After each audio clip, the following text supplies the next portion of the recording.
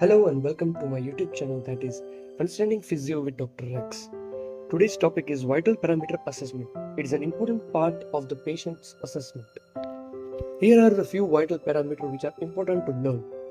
That is respiratory rate, oxygen saturation, blood pressure, temperature, pulse rate, and the last is the documentation of all the vital parameters.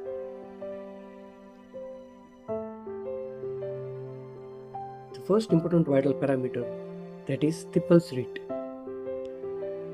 These are the different sites at which the pulse rate is measured, that is radial pulse, femoral pulse, carotid pulse, dorsalis pedis pulse and tibial pulse. So at this all site you can measure the pulse rate. So now the question comes, how to calculate the pulse rate? So for that, here comes the placement of the pulse rate. Generally there are two methods which are used to measure the pulse rate.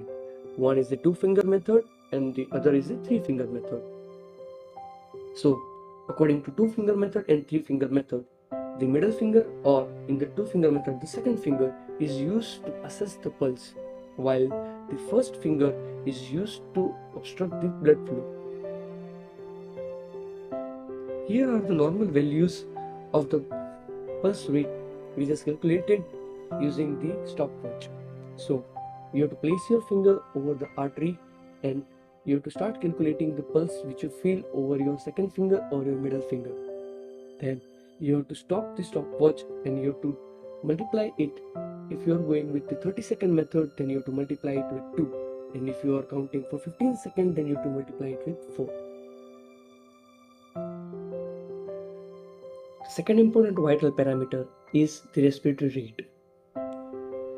There is no specific site to measure the respiratory rate. It is just done with observing the patient while sitting or standing, or it can be observed in the ICU monitor. Placement. We have to just observe the chest movement. It is observed best when patient is unaware about it. To measure the respiratory rate, we have to start our stopwatch and see the chest movement for 30 seconds or 1 minute. At the end, we have to calculate it, and the number that is obtained is considered as the respiratory rate. Here are the normal values for the respiratory rate.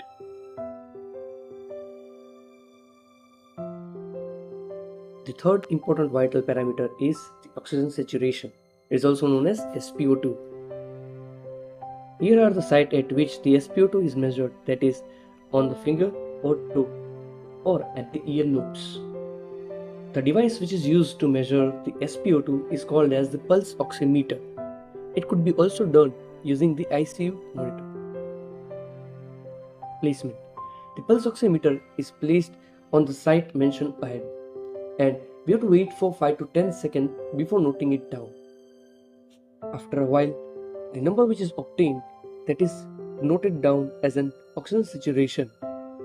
To measure the exact oxygen saturation, that is the SaO2, the ABG analysis is done. Here is the normal value of the SpO2, or you can say the oxygen saturation. The fourth important vital parameter is the temperature. The temperature is measured using the thermometer. Currently, the non-contact infrared thermometer are used to measure the body temperature. Sites: oral, axillary, rectal and tympanic are the sites to measure the body temperature. The oral site is more convenient for the adult, while the axillary and rectal site are more convenient for the pediatric patient. Placement. The thermometer is placed as the mentioned site and the temperature is recorded while placing the thermometer for at least 10 to 15 seconds. In the non-contact infrared thermometer, it is pointed towards your forehead or your chest. These are the normal values of the body temperature in Celsius and Fahrenheit. The fifth important vital parameter is the blood pressure. The blood pressure is measured using the sphygmomanometer and stethoscope.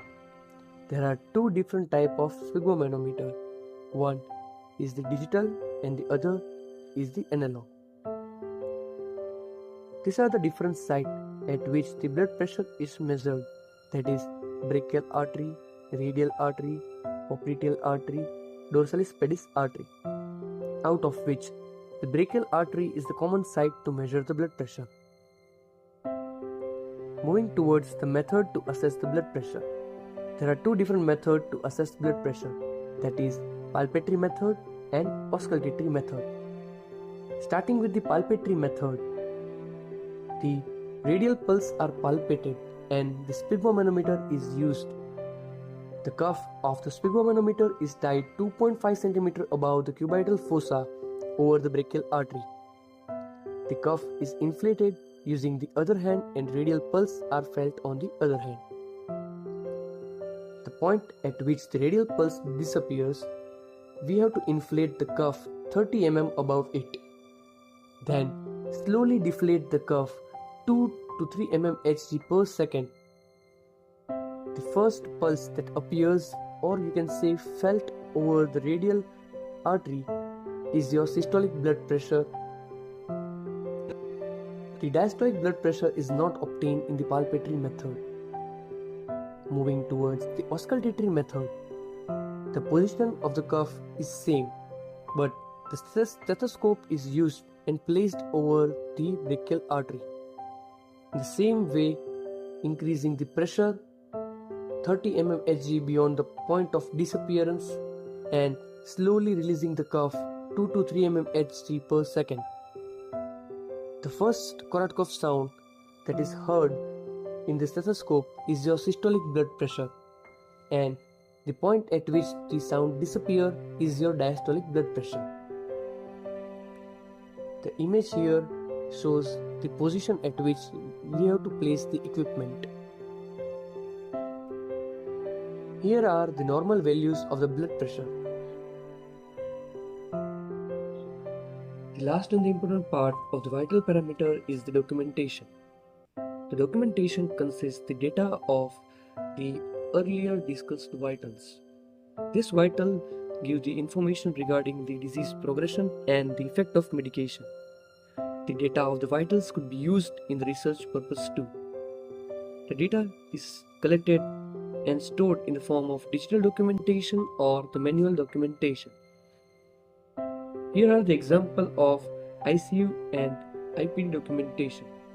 It also consists of the name of the patient, age of the patient, height, weight, and other necessary information regarding the patient too.